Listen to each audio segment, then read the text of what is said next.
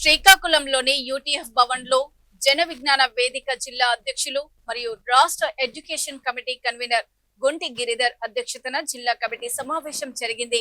ఈ సమావేశంలో గిరిధర్ మాట్లాడుతూ జన విజ్ఞాన వేదిక అందరికీ నాణ్యమైన శాస్త్రీయ విద్య కోసం, ఆరోగ్యం కోసం, పర్యావరణ పరిరక్షణ కోసం, దేశ స్వావలంబన కోసం, మూఢనమ్మకాలు లేని శాస్త్రీయ సమాజ నిర్మాణం కోసం 38 సంవత్సరాలుగా నిరంతరంగా కృషి చేస్తున్న విజ్ఞాన సంస్థ అని తెలియజేశారు.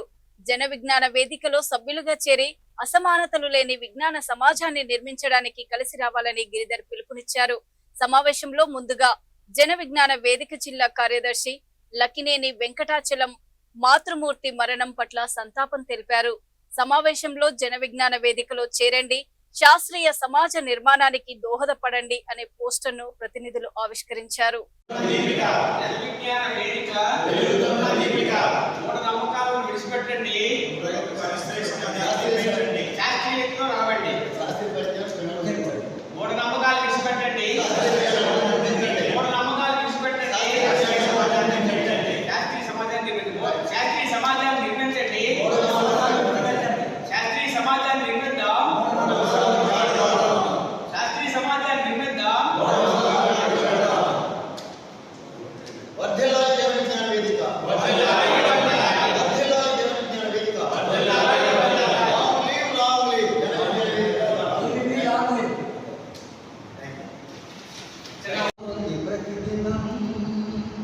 కాలం గతి మారుతుంది ప్రతిక్షణం, తెల్లవారుతోంది ప్రతిదినం.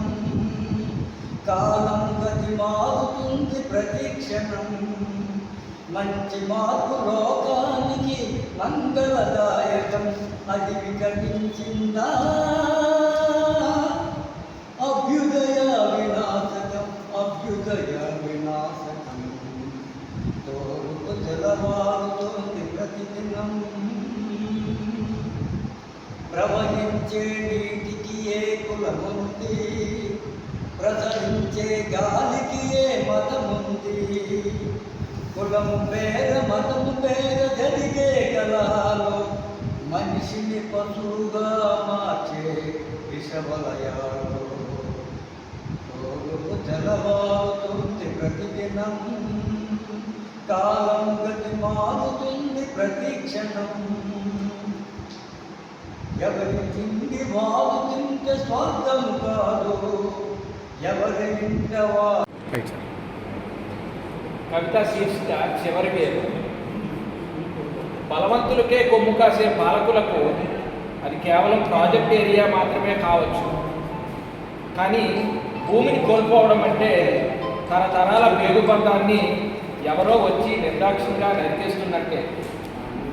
భూమిని ఎకరాలుగా కాగితాల్లో నమోదు చేసే వాళ్ళకు ఇక్కడ చరిత్ర కానీ, హక్కుల మధ్య కూడా నేలను గుండెల్లో పెట్టుకొని బతికే జీవితం కానీ కనిపించింది.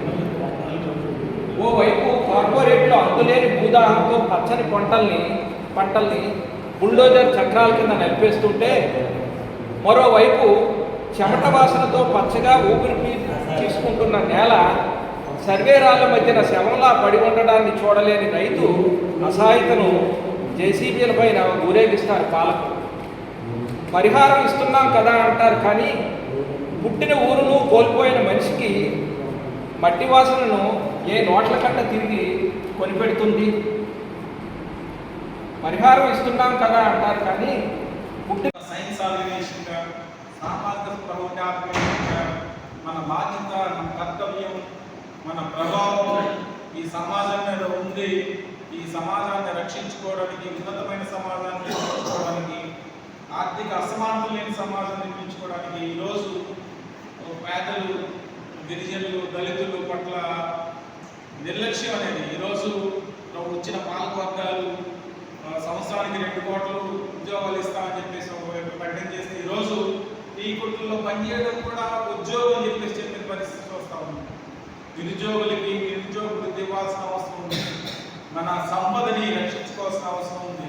అన్నిటికీ పరిష్కారాలని వెతికి, పరిష్కారాలను అన్వేషించి దానికి ఒక ఆల్టర్నేటివ్స్ని మనం జన విజ్ఞాన వేదికగా ఈ సమాజానికి, ప్రభుత్వానికి తెలియజేస్తాము. కాబట్టి ఈ నేపథ్యంలో మన కర్తవ్యాన్ని మన ముందే కొద్దిమంది ఈ జిల్లాలో మనకుండే ఈ సభ్యులందరినీ కలిసి ఆ విధంగా